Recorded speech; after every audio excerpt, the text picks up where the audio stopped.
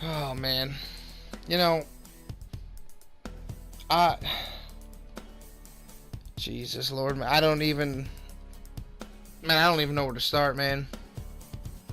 I honestly don't even feel like making this review right now.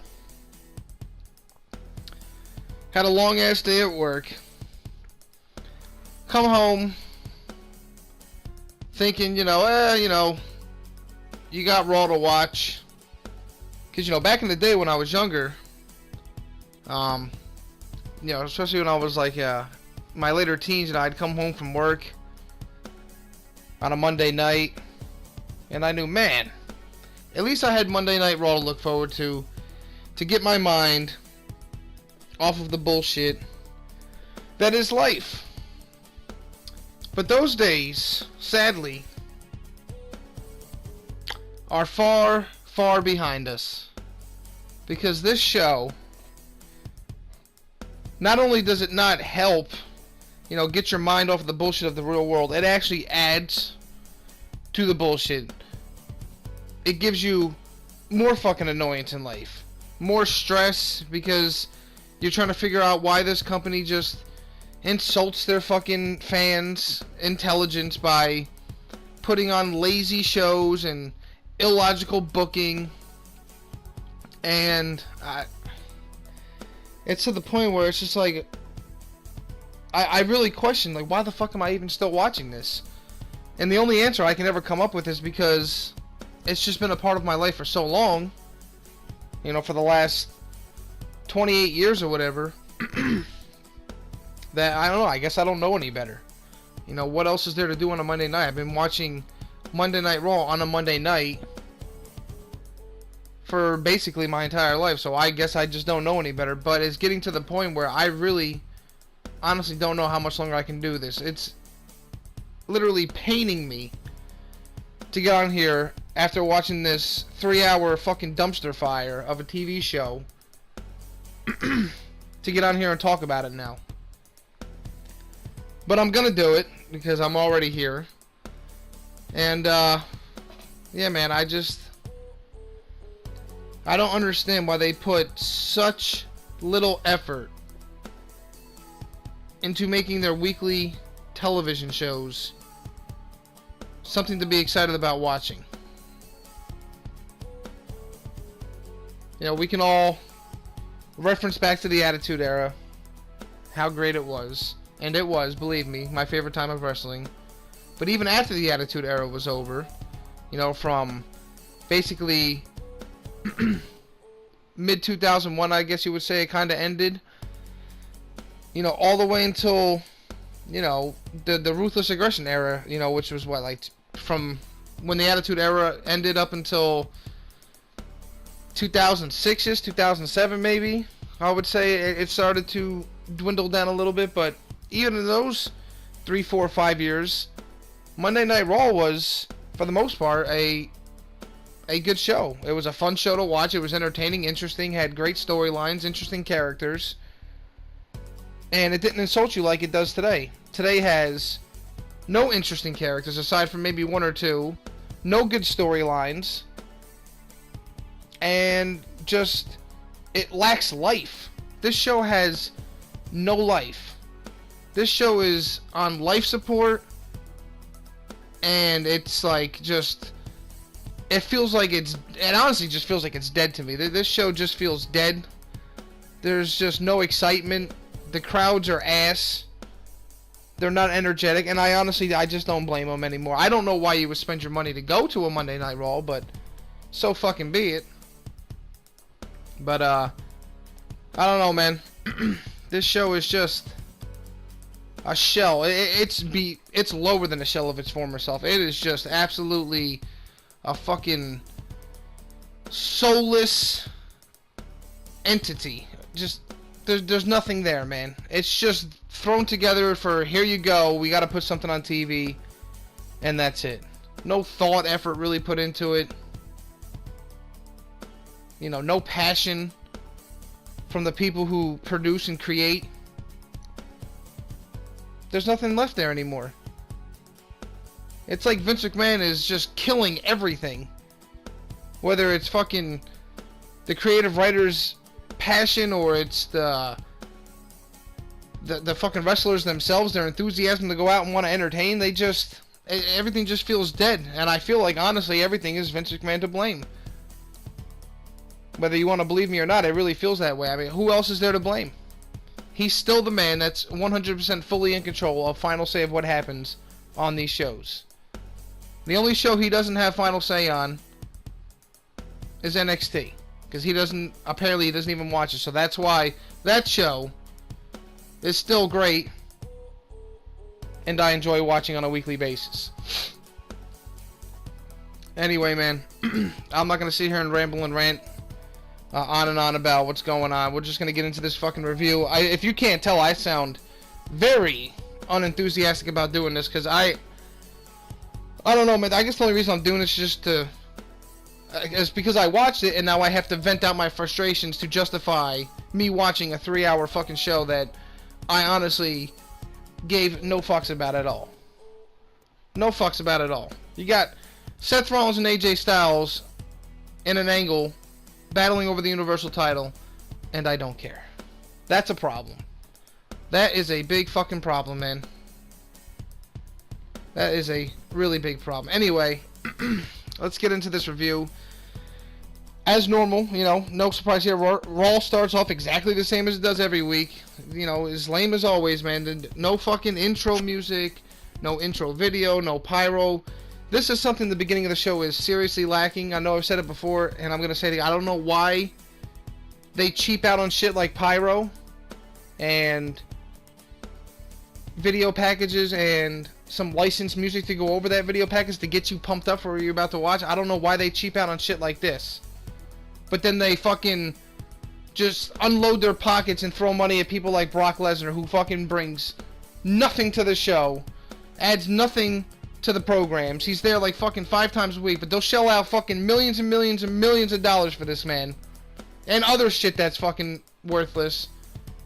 But they can't throw in some money for stuff like this that'll help at least make the show feel somewhat exciting, Could you imagine Monday Night Raw in the Attitude Era without the fucking pyro? Looking back at it now, and the fucking crazy music going off, and JR fucking all hyped up in his voice, welcoming us to Raw, and the great opening segments we would have back in the day, and the great crowd reactions.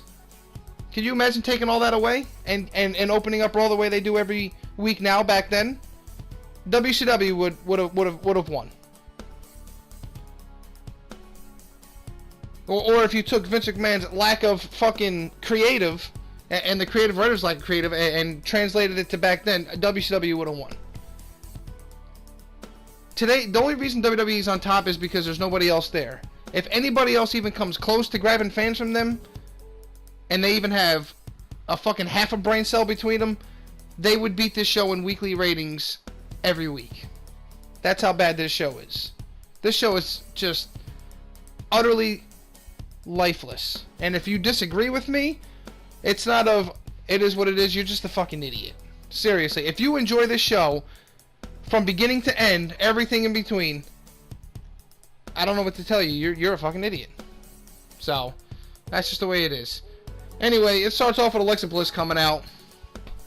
She says she's going to introduce the 4 men from Raw who will compete in the men's Money in the Bank ladder match. So apparently we don't have to qualify for these kinds of things anymore. You just get put in. No reason given why these men were put in. And yeah, you just put in. You don't have to qualify. You don't have to do anything. And you just, we're just going to throw you out there. We'll put the 4 guys who are somewhat at the top of the fucking, at the top of the list that aren't involved in the World Championship match, and we'll throw them in the Money in the Bank match. No matches to qualify for them. No reasons why we put them in there. And these 4 men, honestly, haven't done really a fucking thing to earn their spot in this match. I mean, you got Ricochet, who, he had a great little, tag team run with Aleister Black where they didn't really lose and blah, blah, blah. Well, at least until they got title matches. Then they were just, not winning at all. But he also lost his first singles match last week. So his first week on Raw without Aleister Black and by himself, he lost. So why is he getting gifted a Money in the Bank spot or Money in the Bank match spot when he really hasn't done anything in the singles department at all. Why is he getting thrown in this? I don't mind him being in it because he's going to be great, but at least put him in a qualifying match against somebody to make him earn the fucking spot. You just giving people spots. Then you got, Baron Corbin, who the only thing he's done is defeat a 50-plus-year-old Kurt Angle, and then the very next night on Raw, he got his ass beat by that very same guy in a throwaway segment. So why is Baron Corbin in this match? I have no fucking clue.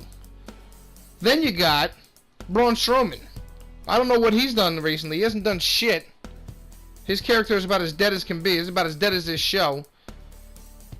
The only thing he's done is he defeated a ring full of mostly jobbers and 2 losers from Saturday Night Live at WrestleMania.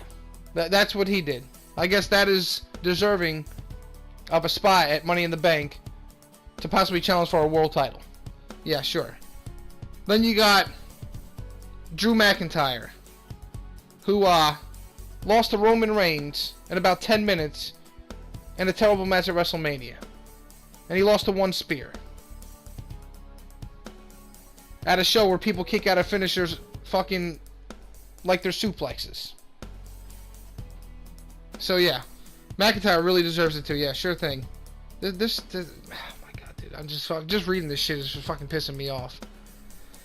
Oh my god, dude. I don't even. What happened next? They cut.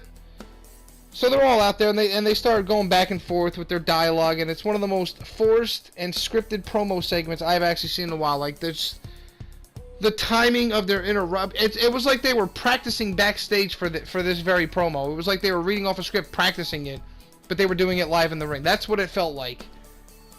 Like it was their first time on set trying to act, and then trying to, read their lines off a piece of paper. That's what this fucking felt like. Absolutely fucking garbage, dude. Oh, man. So, anyway, they start going back and forth. Saying whatever they're saying. Nobody's saying anything of relevance, anything of substance. It's fucking terrible. Corbin starts getting or McIntyre starts getting in Corbin's face, calling him a loser and whatnot. And then, of course, Braun Strowman comes in and tells everybody to shut up in cringe-like fashion. Ricochet's just standing over there looking like a fucking idiot after fucking McIntyre told him to shut up. And then, of course, Braun Strowman throws down a challenge for, what a shocker, a tag team match between him and Ricochet versus Baron Corbin and Drew McIntyre. And this is right after Drew McIntyre said he was tired of people basically holding him back and getting in his way of his opportunities. But then here he is, just like, yeah, sure, I'll tag team with fucking Baron Corbin for the fucking 87th time since, October of 2018. Sure thing. No fucking problem. I'll get right on it. Because everybody wants to see this fucking match. Jesus Christ. My God. Oh my God. I'm really trying to get through this, man. They're just reading this shit. And we're not even out of the first segment yet, and I'm already fucking starting to feel the fucking anxiety come back from this fucking horrendous show. Anyway, Strowman and Ricochet win this match. Who cares? Seriously, who the fuck cares? And this basically, when this match was over, was the first 30 minutes of Raw. So, how was that for covering the first 30 minutes of Raw? Did you enjoy what I just said? Because I got it out in about fucking, 6 minutes? Not even. I could have got it out in about 30 fucking seconds. It was worthless. 30 minutes of fucking TV can be reviewed in about 30 seconds, and utterly you can just say it was worthless. That's exactly what the fuck it was. It didn't mean shit, and it did nothing to build any kind of intrigue heading in towards the Money in the Bank match at all. Why people are teaming together again when they're going to be fucking opponents at the pay-per-view just pisses me off beyond belief that it happens every single week. It does. Prove me wrong. Prove me that it doesn't happen every single week. We just talked about this last week about the 6-man tags, the 8-man tags, the 4-man tags, the fucking 10-man tags, the 16 fucking man tags, the 18 mixed gender fucking tag team matches. Give me a fucking break, dude. Fucking A, man. Anyway, so this ends, and this leads in to the Usos coming out, who for some reason now have microphones when they come out, and they're singing along with the lyrics to their theme song. I ask you why this is happening. Why take something that doesn't need tweaking, doesn't need fixing, and then tweak it and try and fix it, when it wasn't fucking broken? Do the Usos really need to come out and sing along day one-ish with their theme song, as if we don't know what the song says? Does this really add anything to the Usos' character? No, of course it doesn't. It's just more fucking nonsense of Vince McMahon putting his fucking finger on something that his finger should be nowhere fucking near. Just like with the Ricochet sound effects and the Aleister Black sound effects and the fucking War Raiders name changes every week. It's absolutely sickening. Absolutely sickening. Anyway, so they're coming out and they're singing along with their theme song. And I think the commentators are talking about something about the Usos, saying they're going to show us something we've never seen before. And then the music just cuts off and you think like they're about to say something, and then there's just this awkward pause for like 5 or 10 seconds, and then the music just starts playing again, and then the Usos just start singing along again, and we go to commercial. This shit, the Usos looked confused, and it was just very strange, very awkward, very makes your skin crawl moment, like what the fuck's going on? What am I watching? Could you imagine watching this with somebody who doesn't watch wrestling? Especially if it's like a girl that you're trying to impress, or if you're a girl and it's a boy you're trying to impress, or whatever the fuck have you. You just have somebody over that, you know, you like, and you want to show them what you do on a weekly basis on a Monday night, and then you show them this fucking show. Could you imagine the embarrassment that you would feel? My entire face would get red. First of all, I wouldn't even show somebody this nonsense. I would hide this from existence. Like it doesn't even exist. I might show them an episode of Raw from 1997, or 1998, or 2002. But I would not show them this shit. I'm sure. Might show them an episode of NXT. You know, maybe show them an episode of TakeOver, but I would never make somebody watch Monday Night Raw with me who doesn't watch wrestling on a weekly basis. They could beg me and I'd probably tell them, no, I don't want to torture you. So, it is what it is, man. Anyway, we come back from a commercial break, and apparently the club is back from their side jobs over in the catering department. Apparently they're out here. They're on Raw right now. Not that we knew what fucking show they were on anyway. They were on SmackDown apparently, but they were never there, so who the fuck cares? They come out. They actually got a full entrance, believe it or not. And it's been so long since we saw these guys that Renee Young, during this match, called Carl Anderson Luke Gallows. At one point, I think it was Carl Anderson was getting the Samoan drop, or he was getting that fucking Uso, fucking throw my ass into your face move in the corner, and she said, "Oh man, look, Luke Gallows ate that." Meanwhile, it's Carl Anderson in the ring, who was the one eating it. So in case you were wondering, she still got awful on commentary, but I mean, can you really blame her for forgetting who the fuck these guys are? When was the last time we seen the club on television? 6 weeks ago, in a throwaway tag team match that they probably lost to the Usos, probably on SmackDown. And then when did we see them before that? 6 weeks before that? How many times have we seen them since the beginning of 2019? 3 times? Maybe? Yeah. I'll let you slide on that one, Renee Young, but you're still terrible on commentary nonetheless. Anyway, I don't have anything here written down from this match. The Usos win with a double super kick and fucking Superfly Splash combo. Congratulations, you beat the fucking club. Whoop-de-doo. Anyway, Corey Graves keeps mentioning that he wants to know what the Usos are talking about when they're talking about showing us something we have never seen before. The Usos eventually grab the mics, and this is where it starts getting to the point where I was just done with this show. We're about to get into this moment. So the Usos pick up the mic. They're talking about how they're... So I don't even know what the fuck they said, but then they just roll a video clip from earlier in the day. And it's the Usos with their fucking camera phones out. And they're sneaking into the men's locker room, apparently. And they're filming pretty out in the open, too, by the way. This is what pisses me off, too. It's like extremely out in the open. The Usos are fucking obnoxiously loud, mocking what they're looking at, and the people that they're mocking act like they don't even know that they're right there, even though Jimmy Uso, who I think was the one recording, was just standing out in fucking plain sight. Like, all they had to do was just... They probably could have seen him out of their peripheral vision, but, you know, fuck me for having logic. Yeah, and then you got fucking Jay Uso, who's just sitting there right behind the wall with half of his body sticking out, giggling like a fucking schoolgirl, loud as hell, you know, like, again, easy as hell to hear. And what they're recording is something that I thought I'd never have to see. And we see Dash Wilder shaving the back. Oh, man. You know. Anyway. I can't even believe this is the type of shit that they think is entertaining on Raw. So we got Dash Wilder fucking shaving the back of Scott Dawson, or Scott Dawson shaving the back of Dash Wilder. I don't even remember who the fuck was shaving who. It doesn't really matter. They're sitting there shaving each other's backs, and they're wearing nothing but fucking towels.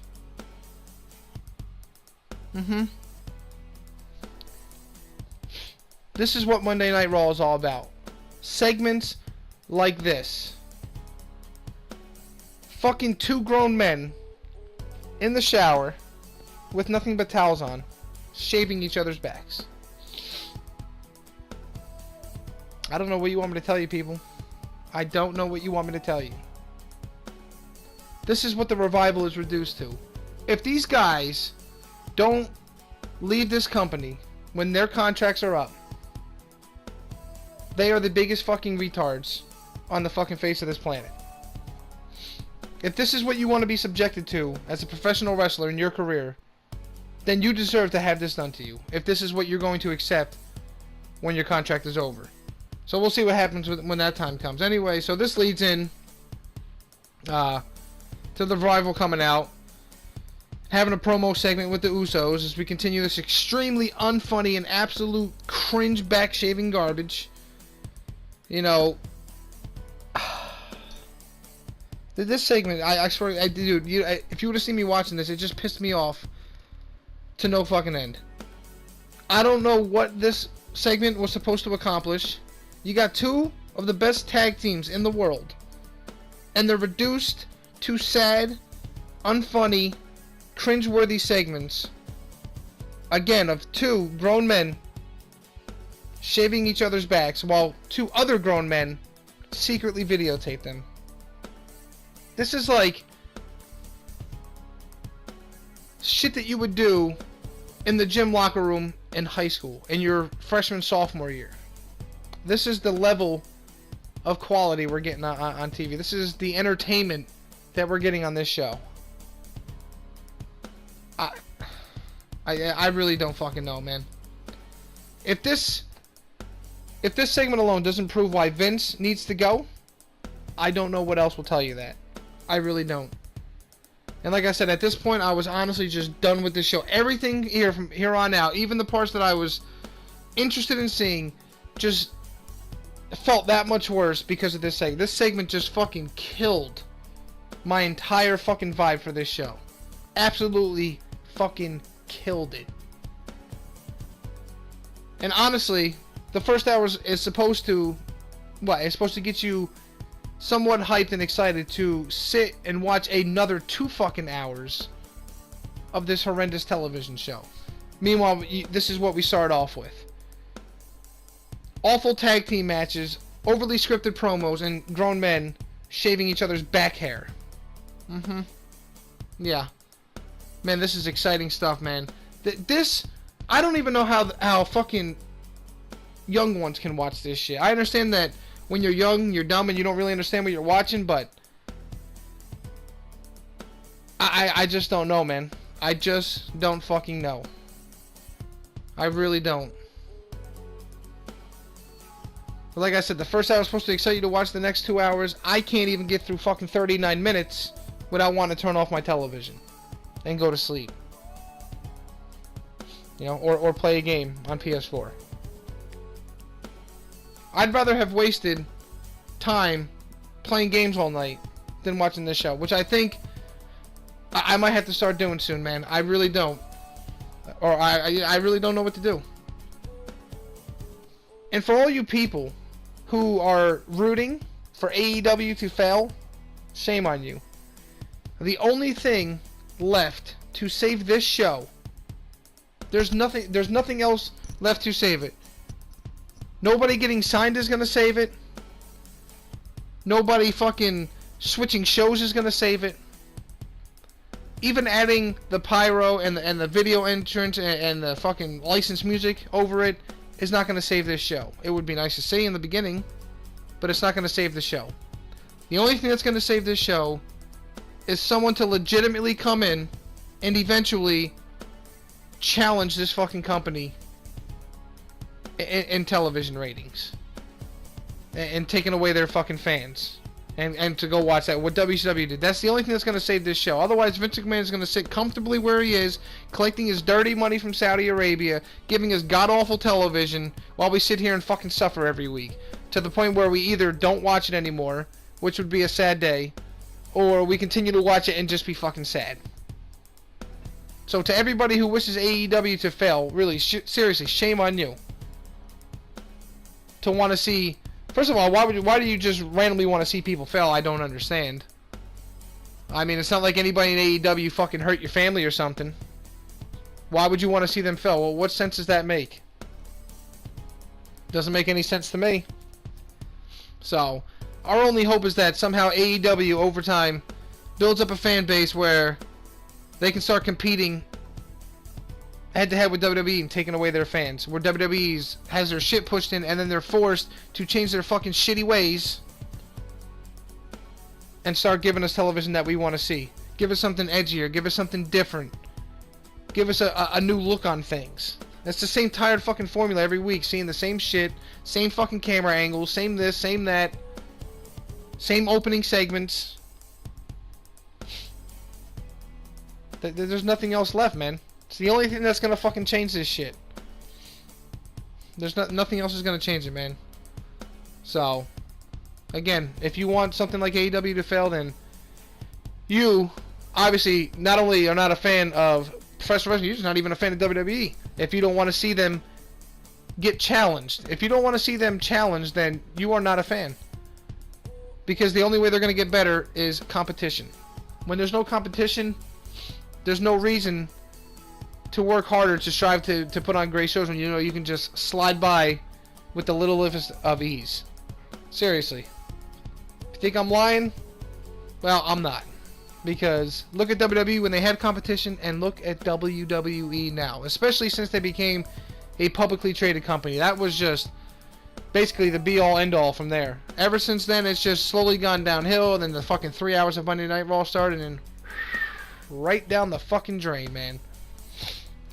Anyway, next up in this snooze fest of a show, we have another snooze fest segment known as Miz TV. And no, I don't hate The Miz. I actually am a huge fan of The Miz. The guy kills on the mic, but it's just these talk shows are just awful. And his guest tonight is just, my goodness, the man with one of the worst theme songs, the least amount of charisma, and a mediocre amount of in-ring skill. And I'll give you a second to guess who his guest was. Yes, that's right. Time's up. You lose. It's Bobby Trashley. I would love to know who in God's green earth, or on this earth, actually sees this and says, man, this should be a good fucking segment. This should be really interesting and compelling television. If you're one of these people who actually says this, then you're just as much of a problem as Vince McMahon himself. Honestly, you really are. Like I said, these talk shows alone are whack. They don't fit anymore. They're out of place. They're unentertaining. They're uninteresting. The only talk show type thing that I ever wanted to see that got taken away was Talking Smack. It was the only show that they had that was like that actually had something interesting going on, like when The Miz and Daniel Bryan were going at it, and all this other shit that was happening. They took that away, and now who cares? Now we get the Miz TV, we get the Kevin Owens show, we get fucking a moment for a piss. You know, what are you gonna bring back Carlito and have what the fuck was his the Carlito's Cabana or some shit? You're gonna pay Jericho $4 million to not being AEW and bring back the highlight reel? Huh? You gonna raise Roddy Piper from the grave to bring back Piper's Pit? Or better yet, have Ronda Rousey fucking host the show, since she stole his fucking gimmick? I don't. These shows are absolutely fucking unneeded. They do nothing. Except for kill time and put us half to sleep. Anyway. Lacey says something about Mrs. Father after they go back and forth for a minute with, you know, again, forgettable dialogue. And eventually this leads into a short brawl where Miz goes to throw a kick on Lashley, who's in the ring. He misses by about 2 fucking feet, and Lashley just sells it and falls out the ring. It looked fucking god-awful, and I already knew what this was leading into because it went to a commercial right after this, and I said as soon as we come back, we're going to get a one-on-one match with the Miz and Bobby Trashley. What do you know? That's exactly what we got. You know, the one match that nobody would ever name as a match that they would want to see would be the Miz and Bobby Lashley. Who the fuck wants to see this shit? Anyway, the match is happening. Miz is getting ready to hit his little corner clothesline. Shane McMahon's music hits. Of course, Miz gets distracted by it. Surprisingly, he actually keeps control of the match for about the next 3 or 4 minutes. Until Shane makes his way to ringside, gets up on the apron, Miz gets distracted. He points to the Titantron. There's a picture of Miz's dad on the Titantron, and that distracts Miz distracts Miz long enough eventually to get speared and lose to Bobby Lashley. Baby faces in this company are booked to look so fucking stupid when they do shit like this. As soon as music hits, they instantly just turn away from what they're doing in the ring and look towards the stage, even if there's nobody there. Like, remember when Seth Rollins did it just a few weeks ago, and Brock Lesnar was on the stage just dancing around as if he's going to come down, and Rollins just gets distracted and needs a Claymore kick? Same shit here, only instead of Claymore kick, it was a spear from Bobby Lashley. Oh, man. So, obviously, it looks like this whole Shane McMahon and Miz feud isn't over. God help us all. I wish it was. Shane gets in the ring, and he starts toying with the Miz. The Miz eventually retaliates, takes him down, and then Bobby Lashley gets back in the ring, hits a nice-looking spine buster. I'll give him that, but at this point, I just didn't care. Shane then gets on top of the Miz. He mounts him. He starts throwing these mounted punches, the worst I've ever seen in my fucking life. They looked absolutely awful. Absolutely. If you were watching this as somebody who's not a fan and you were like, I just want to check this out, you would turn it off instantly. You'd be like, get this trash out of my fucking face. This looked so fucking bad. So, Shane then locks him in a triangle choke while screaming at the Miz to look at the picture of his dad on the Titantron. Exhilarating stuff here, people. Absolutely exhilarating. I had goosebumps upon goosebumps watching this shit. CM Punk chants then start. So, this first hour is all the proof you need as to why the ratings are at all-time lows. They're pathetic, it's unexciting, and again, I'm questioning if it's even worth watching anymore just to make these reviews. It feels like a punishment to watch Monday Night Raw every week. And it would probably explain why more people probably watch other people reviewing this show as a whole than people who actually watch the show themselves live or even recorded. How anyone is willing to spend money to go to a Monday Night Raw show is absolutely absurd.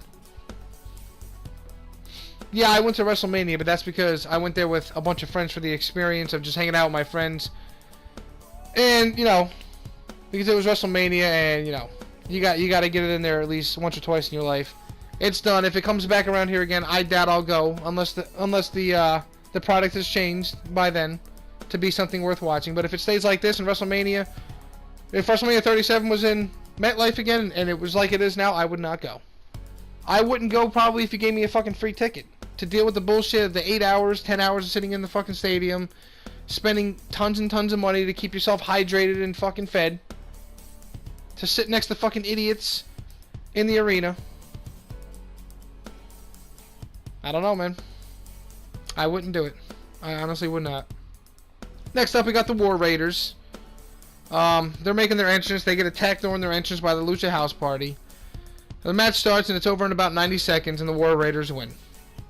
And I swear, when they won, Mike Rome announced them as the winners and he said, "Here are your winners, the Viking."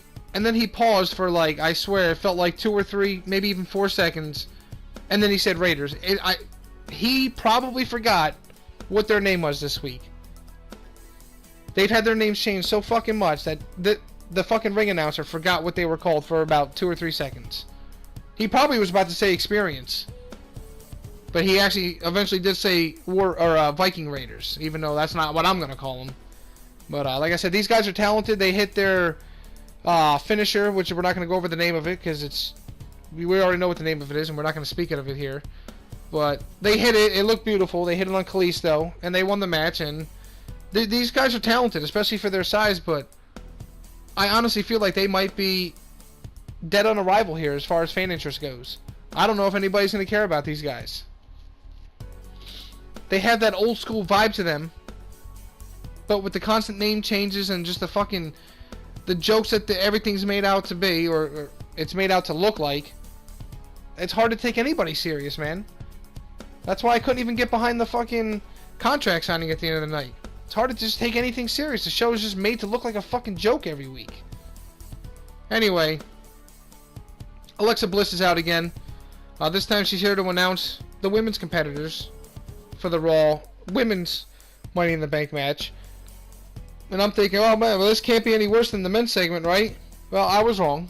Especially considering that Natalya is the first one announced. You know, that's when the doubt started to creep in that this segment was going to be any worse than the men's. To solidify that it was going to be worse than the men's, the second person announced for this match was Dana Brooke, who is a VIP backstage in the catering department because that's all she does. What the fuck has this woman done in her entire career in WWE? Seriously. Can you name any significant matches she's won? Or any matches she's won at all? I can't remember the last time she won on television. And this woman gets to just be in the Money in the Bank ladder match? For what reason? Same thing with Natalya. You just lost to Lacey Evans last week. Get in the back of the line, sweetie. You don't deserve to be in this match. And it just goes to show you how weak the women's division is on this show. If you got people, the first 2 people announced as Dana Brooke and Natalya, there's something wrong. This is why the divisions need to be merged together. There's no women on these separate shows to make a proper division at all, especially when you have to make separate singles and tag team divisions for said division in the women's department. So, who's excited for this match already? Nobody. Anyway, we get some more overly scripted garbage dialogue between these 2 boring-ass women on the roster. Naomi is the third person announced. Finally, someone with at least some type of charisma and interest. You know, it's not like that she's done anything recently that's been of interest, but she's better than Natty and certainly better than Dana Brooke. That's for damn sure. Bliss is talking about the fourth person and how she's not going to have the fourth person's moment ruined by these 3 bickering and having their catty arguments. If you couldn't tell just by that the fourth person announced was going to be Alexa Bliss herself, then you're a goddamn idiot. You really are. Anyway, Bliss announces herself as the fourth person. Who cares? Who didn't see it coming? I know I did. So Naomi winds up challenging Alexa Bliss to a match in cringe-like fashion. Talking about... Are you serious right now? Hey, Alexa. Alexa. Oh, stop. You can't even say this name in this room. These fucking things are listening to you all day. You can't say Alexa Bliss in the room because this is what you're going to get. You're going to get these fucking devices talking to you. And there she goes again. I swear to God. Anyway, Jesus Christ, dude. Spies everywhere, man.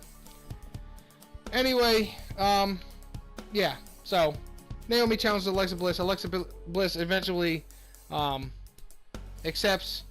Man, I can't wait for that one. We then finally get something that I've actually been looking forward to since the show started, even though, like I said, the back shaving incident just fucking totally took me out of it, but at least this tried to perk me up. We finally get our second segment from Mr. Bray Wyatt. We get Bray Wyatt. He's seen painting a picture. Don't know what it is yet. He's doing all these swipes on the fucking canvas, and we're getting these silly sound effects while he's painting. I could have did without that, but, I was like, I'm just going to let it roll. He's then interrupted by what's known as Rambling Rabbit, one of the puppets. Interesting name. Kind of strange. He's got a very interesting... They all have very interesting voices for whoever's voicing these puppets. Very interesting choices, but nonetheless, I'm going to let it slide because, like I said, I'm interested in it and see where it goes. The rabbit says he wants to see what Bray Wyatt is painting, which is revealed to be a burning building reminiscent of the Wyatt compound, which looked to have Sister Abigail or whoever in the window of the burning building. So you can see her face in the window as the building's burning, and then as he's hanging it up on the wall, you hear some screaming sound effects playing in the background, and he's hanging it up on the nail on the wall. Very weird shit, but like in a good way. I'll give it that. It was weird, but like in a good way. You know, interesting. You know, what the fuck's going on? He's then yelled at by Abby the Witch, which is that whatchamacallit, the fucking creepy looking, dark looking female puppet thing he's got. She says to Bray that he's been a bad boy or some shit for goofing off and interrupting her while she's resting or whatever. He says for Abby to take it easy or some weird accent like that. I don't know what the fuck he was going for there. It was kind of weird. And that he says that side of him is all in the past. And then he also says that he's very sorry. And then he looks at the camera with this really weird looking face, man, as he's biting his bottom lip, which is just creepy as hell. And he just goes, "You all forgive me, right?" And then you just hear a bunch of kids cheering and clapping like as if they approve that they forgive him. Very creepy shit, man. So weird, but I'm loving it. He then says that he then goes away. Abby the Witch goes away and tells him to shut the fuck up or whatever. So he goes away going shh, and he's moving back to where he was before. And then the fucking rabbit comes out, and then he tells us that Abby the Witch is sort of a sociopath. And like I said, Rambling Rabbit pops back in, and then he asks, "Well, isn't that the word of the day?"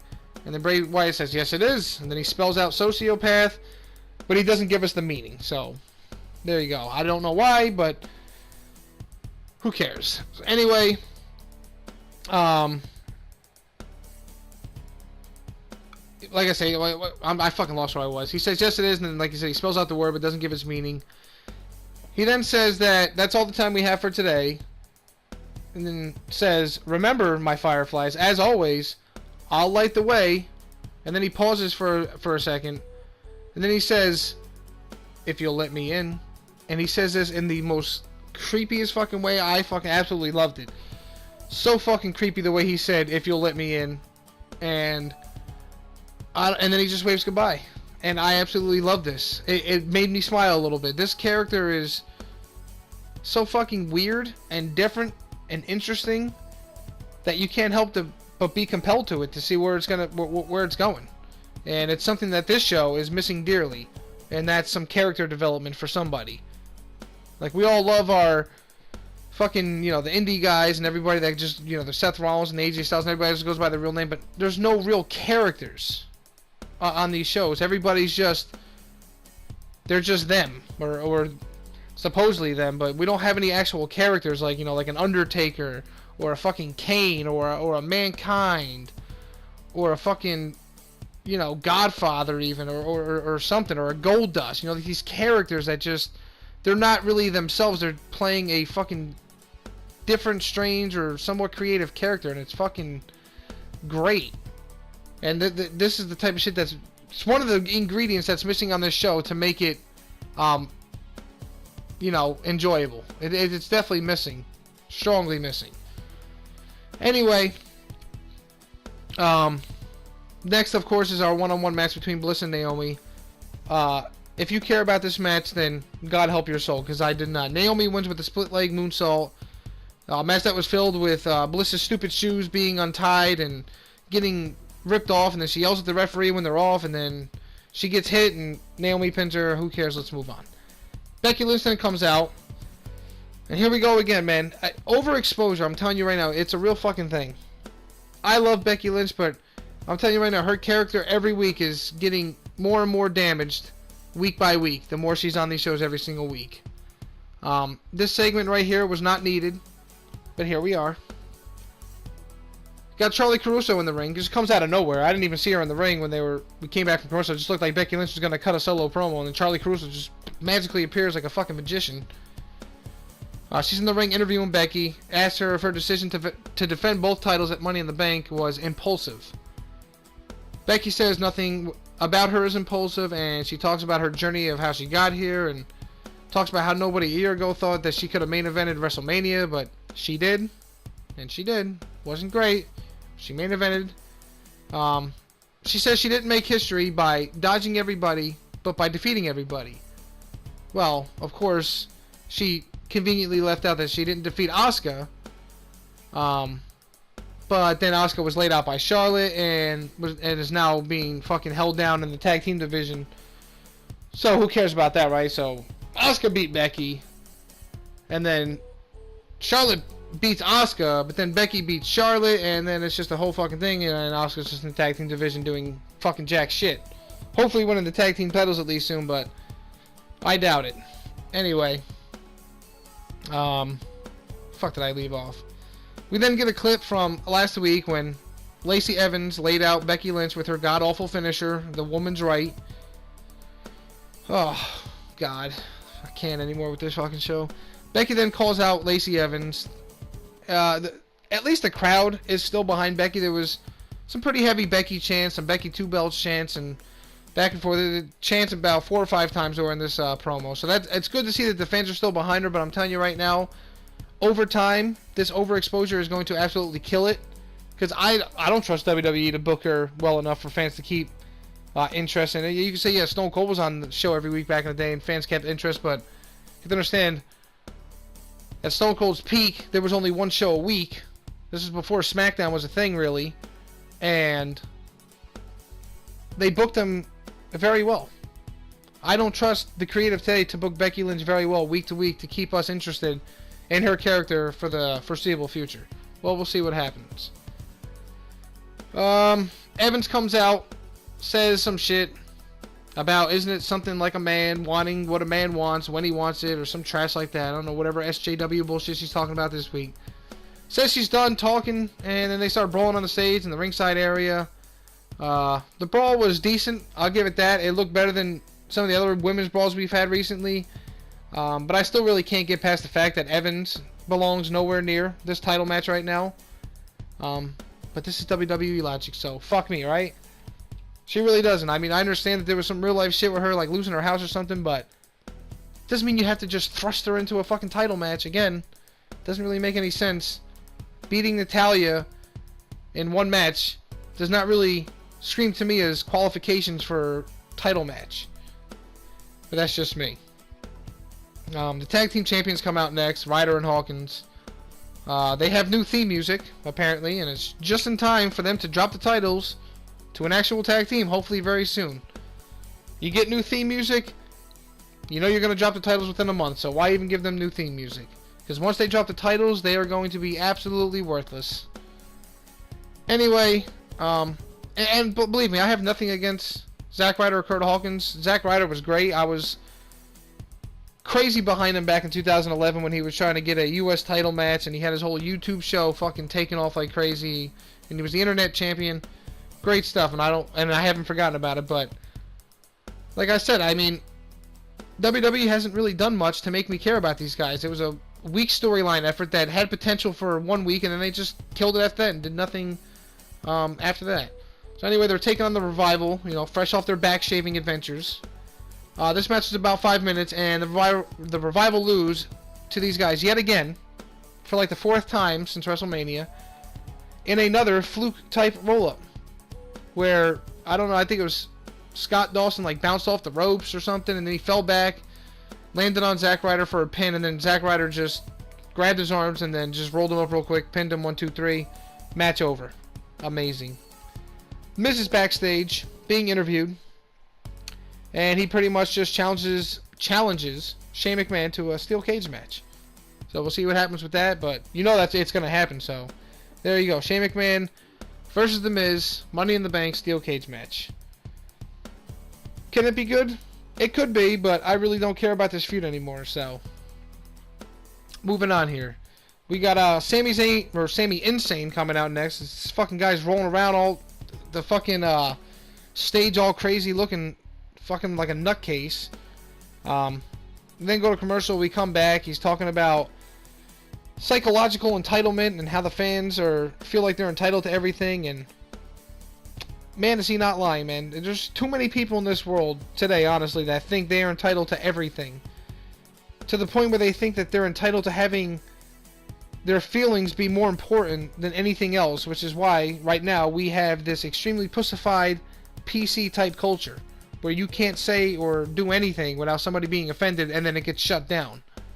Your feelings don't fucking matter, okay? My feelings don't really matter. If you're offended, that's your right. You can be offended by it. I have the right, and so does everybody else, to not give a fuck about your feelings. Just because your feelings are hurt doesn't mean something should be shut down. And that's why we have, it's some of the reason to blame for the product that we have today. It's the overly politically correct culture that we live in today, where you can't do or say anything without some kind of repercussions of something. It's fucking disgusting, and I don't even really want to get started on it because that's like a fucking 3-hour rant in its own right. Anyway, he's talking about how he had a kid, a 5-year-old kid, ask him to sign his action figure, and then he said that he had to refuse to sign it and he had to decline. He then asked the fans if they think that that made him feel good, and they start screaming yes or whatever and cheering, and he says that that tells us more about them and their character than his, because inside it honestly made him feel sick. Says it made him feel sick because this 5-year-old has already been taught that he's owed something in life, or that Sami Zayn himself is believed to have to give him what he wants just because he asked for it. Then he says how the fans say that if he, Sami Zayn obviously, is not happy, then he should just leave the WWE. He says to leave the WWE, that would be amazing, and believe me, I'm pretty sure he ain't lying there. But he also says that it would be more amazing to come out week after week and hold the fans accountable and calling them out basically on their bullshit. This man's promos right now are fantastic, whether it's a shot at fans, or fans like me, or fans like you, or whoever, whether it is or not. He's playing this character perfectly, and I'm interested to see where this angle is heading. I don't know where it's going. I mean, it's just a matter of time before someone interrupts him from going on these fucking rants about how the fans suck. So we'll see where it goes, man. It's one of the only interesting, him and Bray Wyatt, that's it. It's like all that's interesting on this show, as far as, you know, just overall what's going on. Like, there's other people on the show that I care about, like Styles and Samoa Joe and a few others, but right now what they're doing doesn't really have me giving a fuck. Speaking of Samoa Joe, him versus Mysterio is next. We then come back from commercial, and then Joe's holding a mic, and I'm already interested just because he's holding the mic, because we all know how his promos are. He says he saw Mysterio's interview earlier with his son, which I didn't mention because nobody cared. It was just Mysterio and his son talking about some shit, and how Mysterio was embarrassed that he lost and let down everybody at WrestleMania in 60 seconds. Blah, blah, blah. He says that his son in the interview said he was proud of his dad, but then his body language said something different to him, and it said to him that he was ashamed of his father. Then he told Mysterio that he should go out and buy his son a mask as well, so that he can hide that shame in public. Fucking great stuff, man. Absolutely great stuff. Fantastic quick promo from Samoa Joe, but that's no surprise. The match itself was decent that they had up until the ending, which was absolutely awful. The slowest, most botched roll-up that looked so weak. Somebody's grandmother right now, somebody's grandmother who's in their 80s could have kicked out of this roll-up. That's how bad it looked. When something looks that bad, I mean, I urge the talent to fucking just go on the fly and fucking redo the ending, man. If it's that botched, please don't go through with it. Just call an audible mid-match and just do another 30 seconds where maybe it leads into another roll-up where you just end it with a finisher, because this was awful. This looks, it ruined the whole match. The match was alright. This just killed it. But again, I mean, this show is cursed. You know, that's what it's got to be what it is. The show is so bad that everything around it is just cursed, and just led for us to be disappointed in the end. So, don't expect anything else. Mysterio then celebrates on stage with his son, and his son lifts him up on his shoulders. Yes, I said Rey Mysterio's son lifted up Rey Mysterio on his shoulders, which just looked a bit silly, if you ask me. And again, the U.S. champ loses clean on weekly television, so WWE sure knows how to make their fucking champions look strong, don't they? The only time champions win on a weekly basis on regular TV is Roman Reigns, or like a Charlotte Flair. Everybody else pretty much loses almost consistently. And then when they do win, like the tag champ said earlier, it looks awful and it's fluky. So, there you go. Anyway, you don't believe me? Just watch what we've seen over the last fucking couple of years. Seriously. Champions are losing way too often on Raw and SmackDown.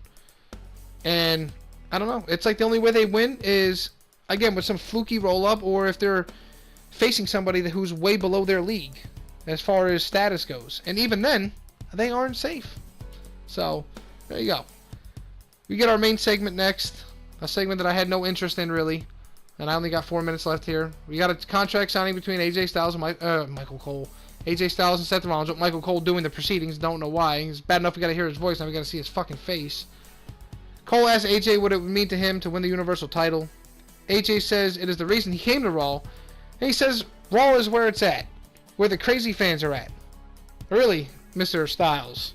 Because, I don't know if you've watched the show for the last 5 or 6 years, but the show is garbage. The crowds follow suit. Aside from maybe a few special crowds, like the Raw after Mania 29. Otherwise, besides that, Monday Night Raw is a disaster. The fans have no energy. The show lacks life.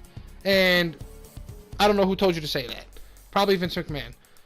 So, Rollins responds with nothing that stuck with me. It's just some more monotone stuff. Seth Rollins promos are just not that good. He cuts one promo once in a while that's decent. The rest of them, I just don't care.